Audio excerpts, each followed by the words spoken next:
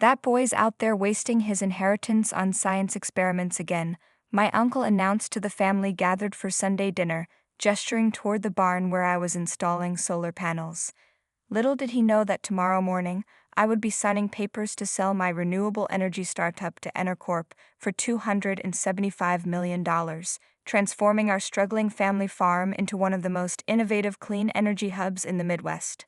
My name is Alex Harmon, 31 years old, fifth-generation Iowa farmer, and according to Forbes' latest 30 Under 30 list, which my family never saw, a pioneer in agricultural integrated solar technology. Not that anyone at our dinner table recognized that. To them, I was still the impractical dreamer who'd wasted my agricultural engineering degree on fancy solar gadgets instead of focusing on traditional farming. "How's the electricity project going?" my father asked, making a visible effort to sound interested while passing the mashed potatoes. He'd been trying harder lately, at least attempting to understand my work, even if he couldn't quite hide his skepticism. "It's going well," I replied, deliberately understated. The non-disclosure agreement with EnerCorp prohibited discussing the acquisition until their public announcement. "We've improved the efficiency by another 12% since last month." My Uncle Warren snorted. 12% of nothing is still nothing. Meanwhile, corn prices are up, and you've got 20 acres sitting under those glass panels instead of producing crops. What Warren didn't understand, what none of them fully grasped, was that those 20 acres of solar arrays integrated with carefully selected crops underneath were generating more revenue per square foot than any traditional farmland in the county. My system, which I called AgriVolt, allowed certain crops to thrive beneath elevated solar panels, effectively doubling the productivity of the land while generating clean energy. "The panels are elevated," I explained for perhaps the 100th time. "We're still growing crops underneath. The partial shade actually improves yield for certain varieties. Real farmers don't grow shade crops," Warren declared. "Your grandfather would roll over in his grave seeing good Iowa farmland covered in silicon."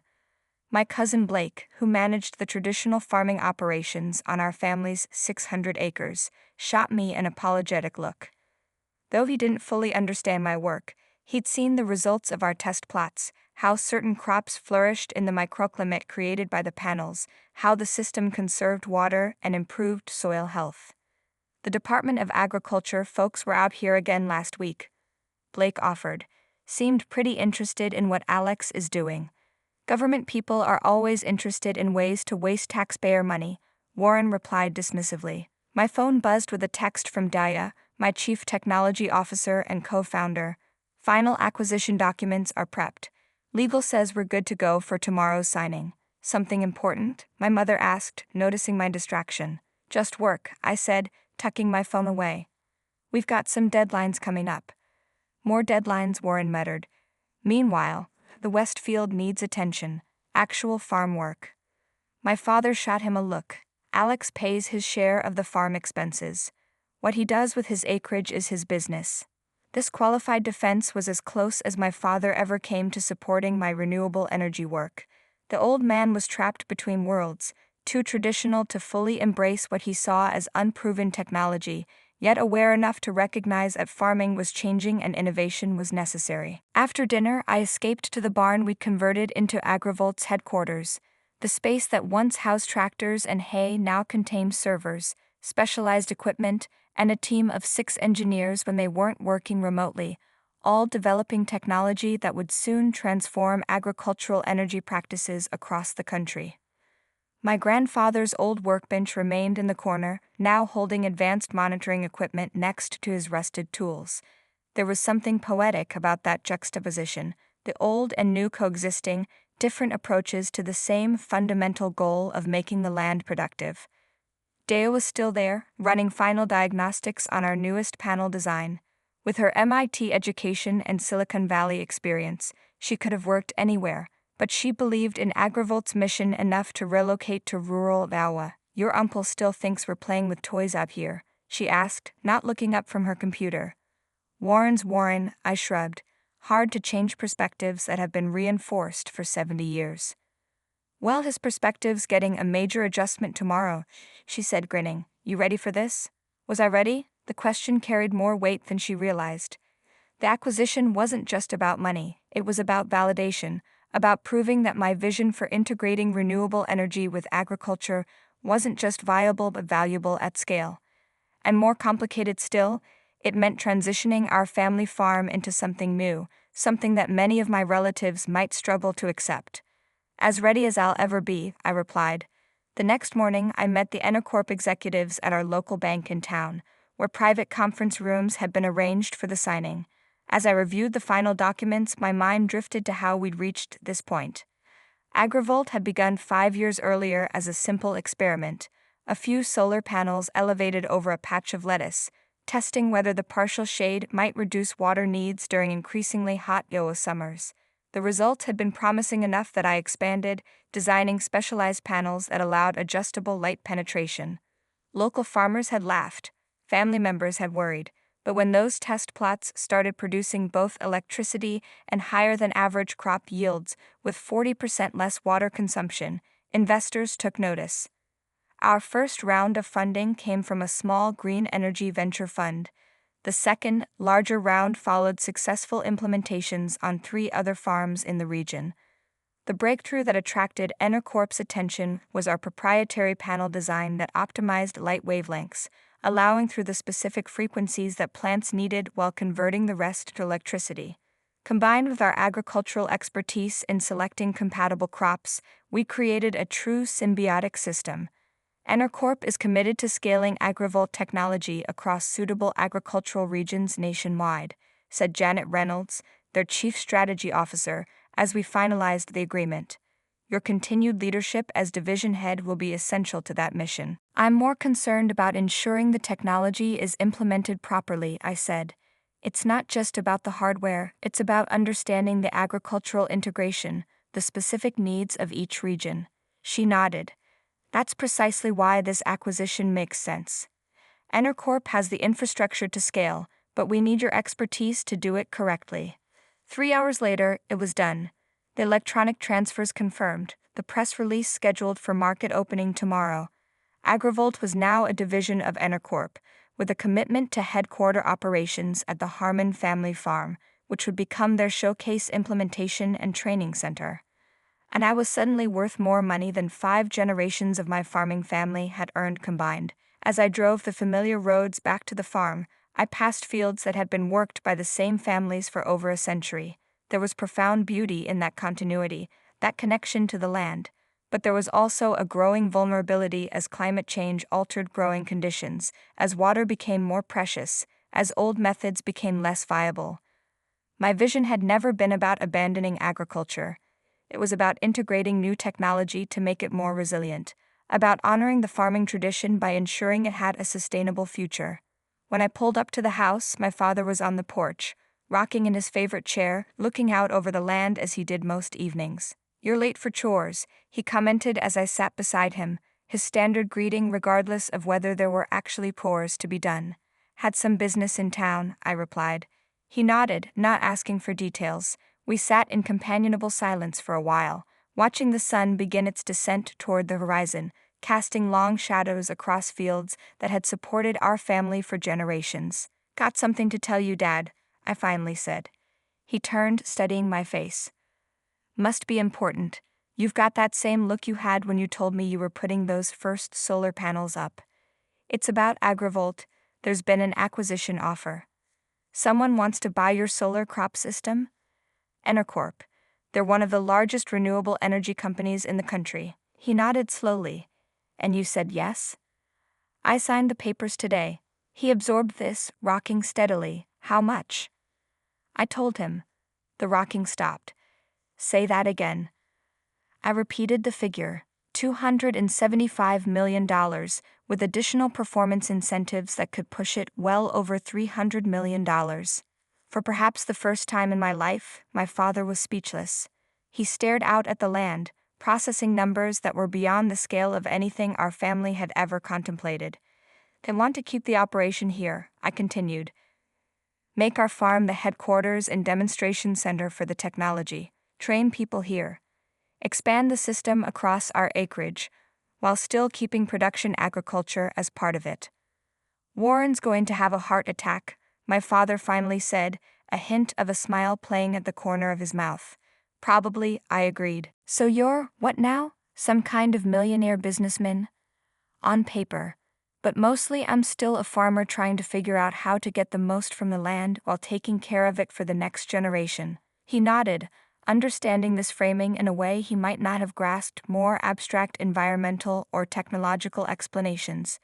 Stewardship of the land for future generations, that was a value deeply embedded in our family's identity. Your grandfather was always interested in new methods, he said unexpectedly. Everyone remembers him as traditional because that's what he became in his later years. But when he was young, your age, he was the first in the county to try hybrid seeds. People thought he was crazy too. I hadn't known this about my grandfather, the man whose conservative farming approach had become the standard by which my uncle measured all agricultural practices. He would have come around to understand what you're doing, my father continued. Taken him time, but he would have seen the sense in it eventually. This oblique acknowledgement of my work, and the implied admission that my father himself was beginning to see the sense in it, felt more significant than the acquisition itself. We should talk about what this means for the farm, I said, for everyone. He nodded. Tomorrow. At dinner. Whole family should hear it together. The next evening I called an emergency family dinner, a rare event that brought everyone to the table, curious and slightly concerned. My parents, Uncle Warren and Aunt Louise, Blake and his wife, my younger sister Emma who had recently returned from college. The core of the Harmon family, all gathered around the table, where we had shared meals and disagreements for decades. As my mother served her famous pot roast, my father cleared his throat. Alex has some news to share. All eyes turned to me. I took a deep breath, then laid it out plainly. The acquisition, the terms, the plans for the farm to become a showcase for agricultural solar integration. As I spoke, I watched the expressions around the table transform from confusion to disbelief to varying shades of shock. $275 million? Blake repeated, fork frozen halfway to his mouth. For the solar panels.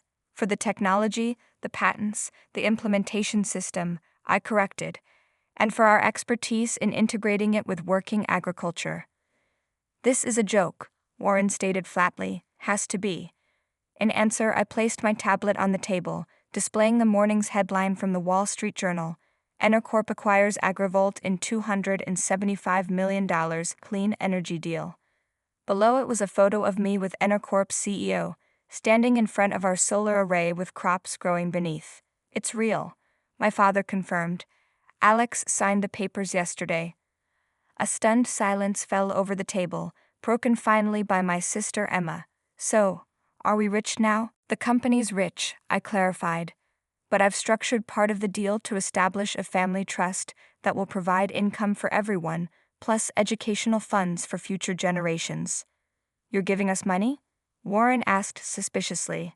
I'm ensuring that the entire family benefits from innovation that happened on Harmon land, I replied carefully. The farm has always supported all of us in one way or another. That shouldn't change just because we're growing electrons alongside crops now. My mother, practical as always, asked the question most relevant to her.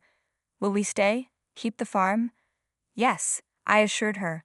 The farm stays in the family. In fact, it's about to become much more important. EnerCorp wants to make this their showcase site, where they bring potential clients, train installers, demonstrate how their technology works in real agricultural settings. So people will be coming here, to our farm? My Aunt Louise looked alarmed at the prospect. Some, I acknowledged. But mostly they'll be interested in the fields, not the house. Your daily life won't change much unless you want it to. Blake was studying me thoughtfully. You've been planning this for a while, haven't you? All those Department of Agriculture visits, the researchers, the data collection. This wasn't just experiments. I was building something, I said simply. Something I believed could change farming for the better.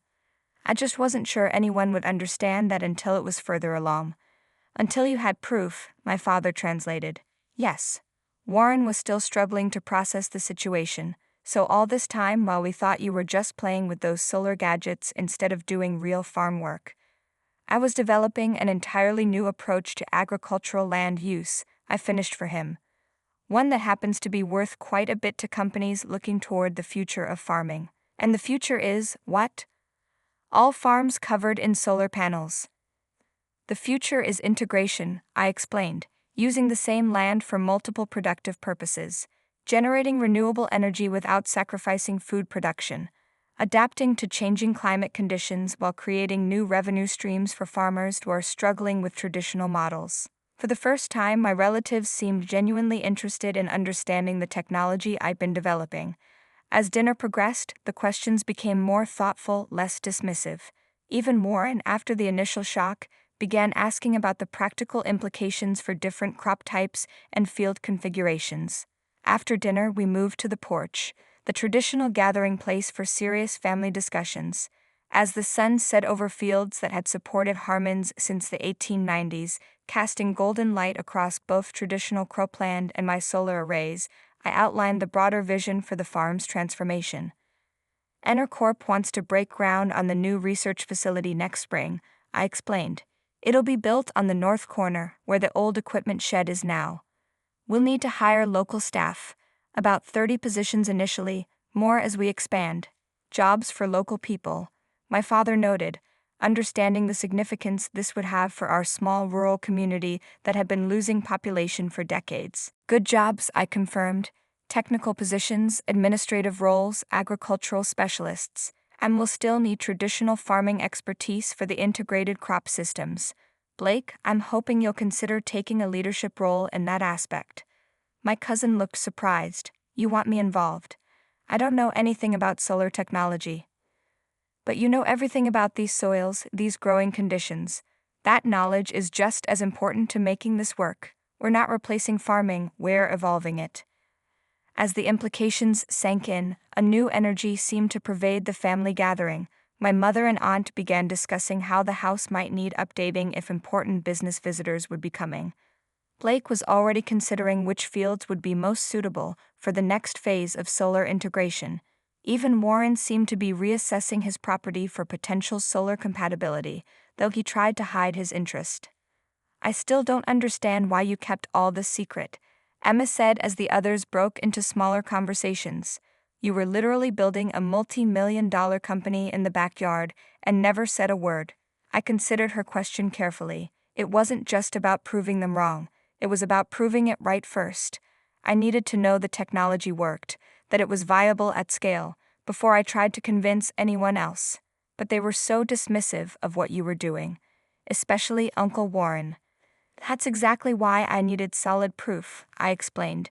When you're doing something fundamentally different, something that challenges centuries of tradition, words alone won't change minds. Results might. The next morning, I walked the boundaries of our property as dawn broke, a daily ritual inherited from my father and his father before him. But this morning was different. As sunlight gradually illuminated both golden cornfields and gleaming solar arrays, I saw not separate enterprises but complementary parts of a coherent whole. My phone buzzed with a news alert. The Wall Street Journal article about the acquisition was generating significant attention. EnerCorp stock was up 3% in pre-market trading based on enthusiasm for their expansion into agricultural solar integration. More personally satisfying was a text from Blake. Looking at the southwest field, perfect slope for your panels with drainage already in place. Could plant early shade soybeans underneath. When can we talk specifics? 3 months after the acquisition, the transformation of Harmon Farm was well underway. The old equipment shed had been demolished, making way for the foundation of what would become the AgriVolt Research and Training Center.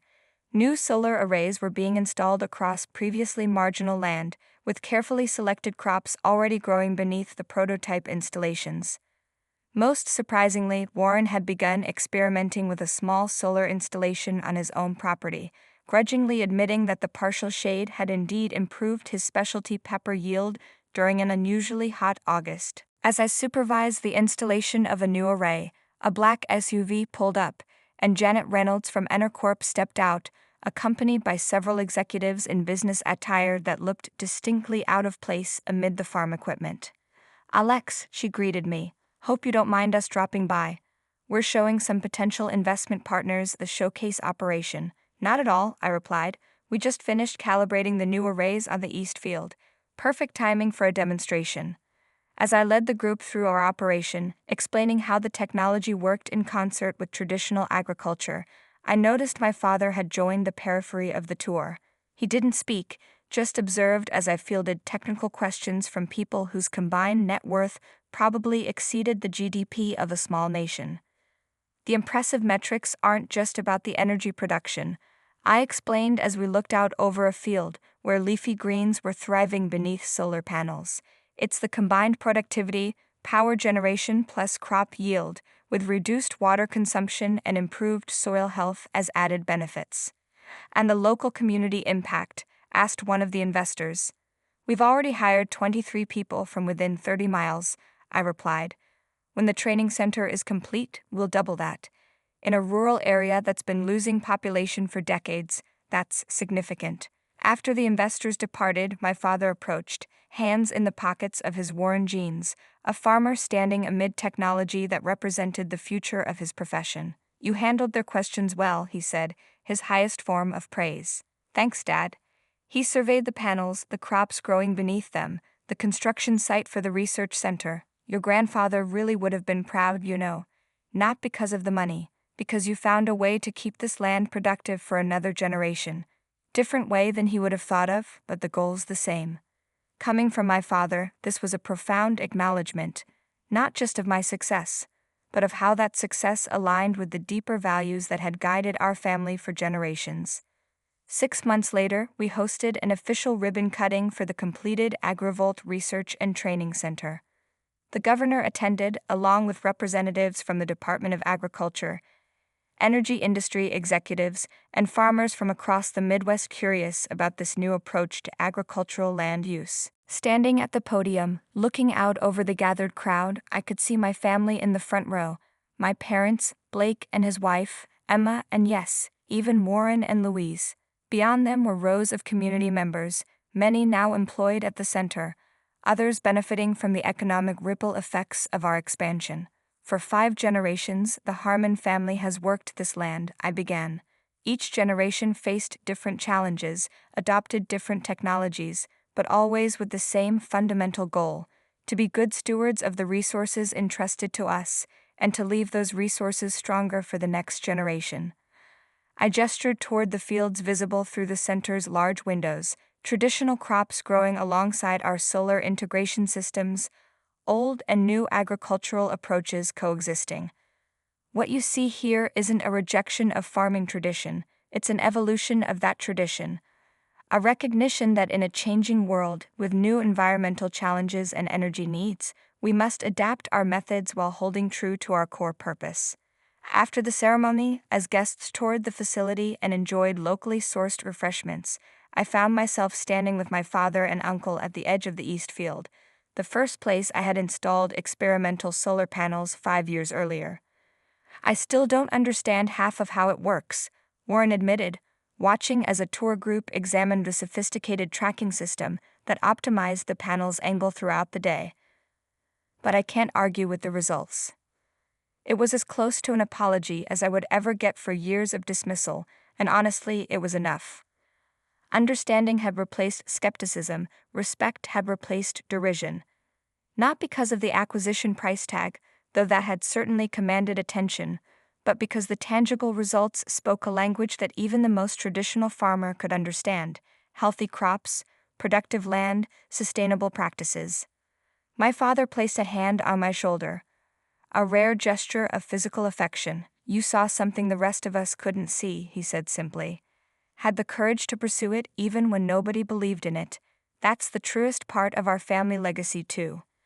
As sunset painted the solar arrays and surrounding fields in hues of gold and amber, I thought about the nature of innovation, how it emerges not just from rejection of tradition, but often from deep understanding of it, from seeing possibilities within the existing framework that others have overlooked. Tomorrow would bring new challenges, expansion plans to review, technical issues to resolve, the continuous work of balancing technology with agricultural wisdom. But tonight, standing with my family as dusk settled over land that would remain productive for generations to come, productive in ways my ancestors could never have imagined, I felt a profound sense of continuation rather than disruption. The sun's last rays glinted off the solar panels that now defined our landscape alongside the crops they sheltered, modern and traditional agriculture not in conflict, but in harmony, creating sustainability through integration rather than separation. Fields of corn, fields of solar cells, both in their own way harvesting sunlight, both in their own way fields of gold.